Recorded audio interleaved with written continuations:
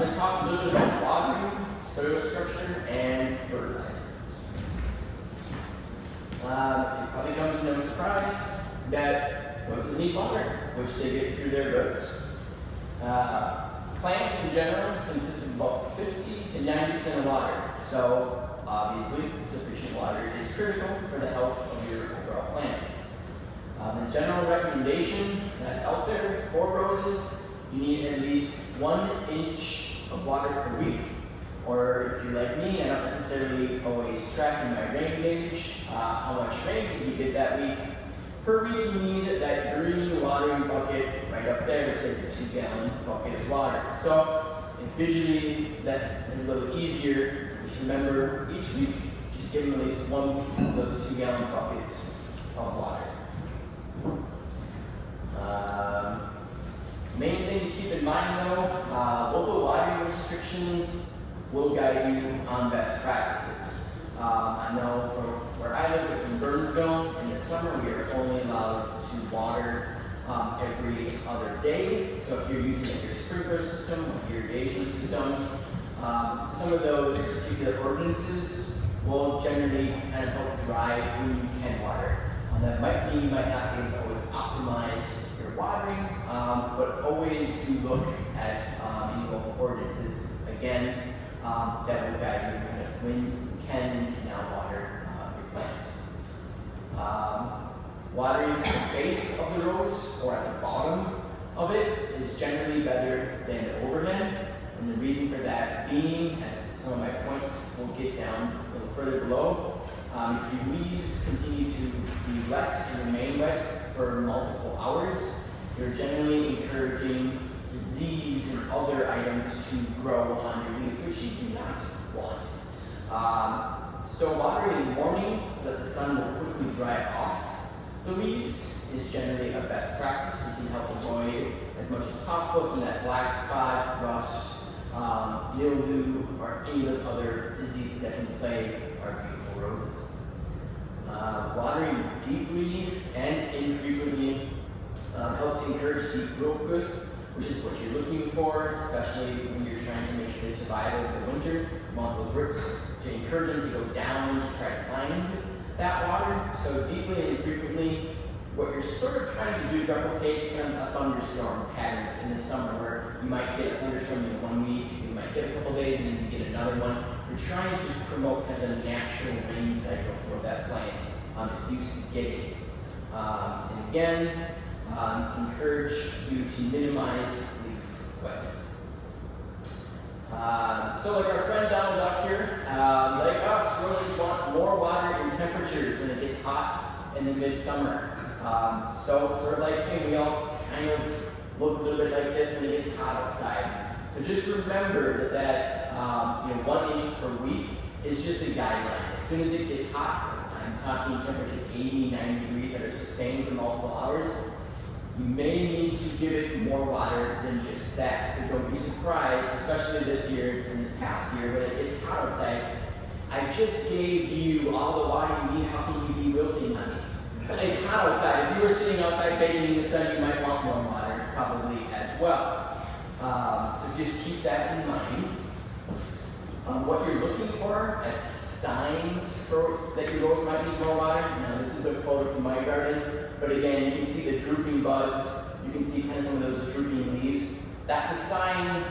Give it some more water, and what you will notice in probably a couple hours, if you go back, it will be upright again, and it will look like it did previously. The key is just don't continue to let it look like that, because it's going to get sadder and sadder and sadder. Then your leaves will sort of crisp up and fall off, and then you may risk getting some more permanent damage to your rose bush. So again, always walk through your garden at some point on a hot day, monitor what your roses are telling you, and respond accordingly.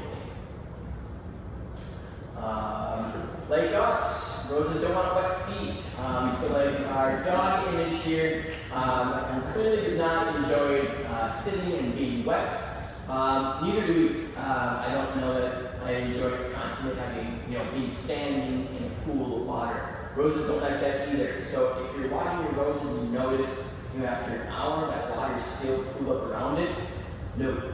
That means that we might have some soil issues that you're going to want to think about addressing, which I'll talk about in a little bit. But as a general rule of thumb, again, they also don't want to be sitting in water either. So there's kind of that fine balance in the middle of they like water, but they also don't want to sit in their own water as well and ground for hours on end. Right? And like I said, a little bit about soil structure.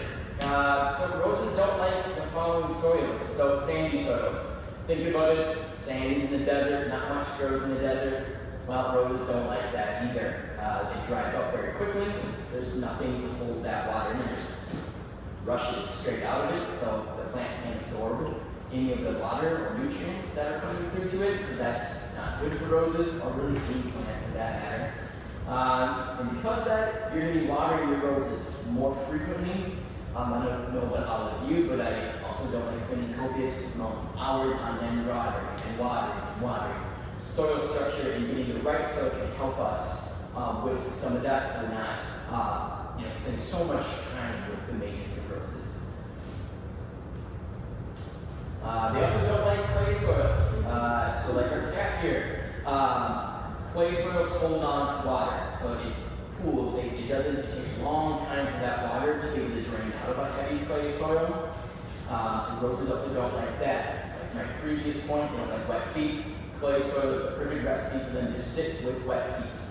Essentially what that does and why they don't like it is it essentially promotes root rot. Think about it, if you would put, a thing of lettuce in water, you're going to notice it's kind of just going to mold and it's going to rot. It's exactly what is going to happen with your rose if you have soil or do not let it drain. It's just basically going to rot from the bottom up. And it'll be craggy like this.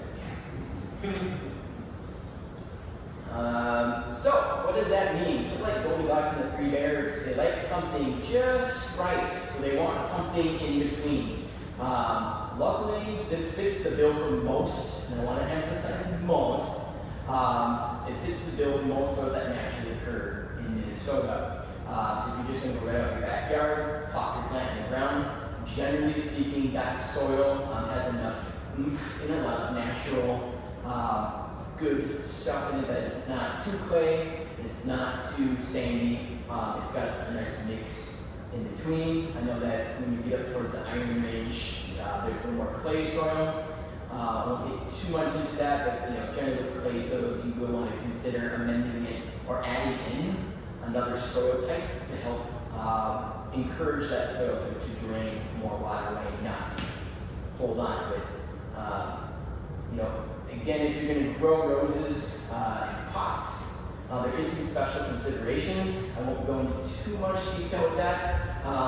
But again, you just want to look for something that states it's made for outdoor containers and pots, and simple enough, your rose should just be happy with that. It's already soil that it has a perfect mix to be able to drain away soil. It's not just that fluffy potting soil where after about 1 hour you water, it's air again, and well, I guess I'm back at watering this again.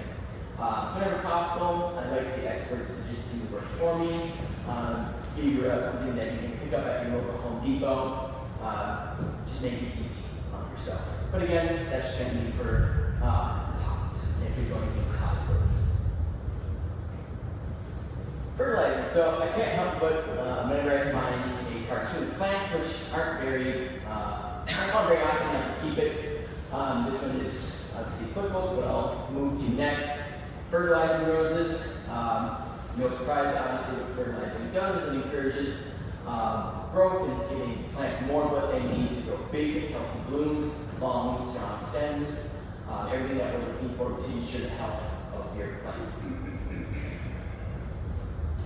A few things to keep in mind when you're fertilizing roses.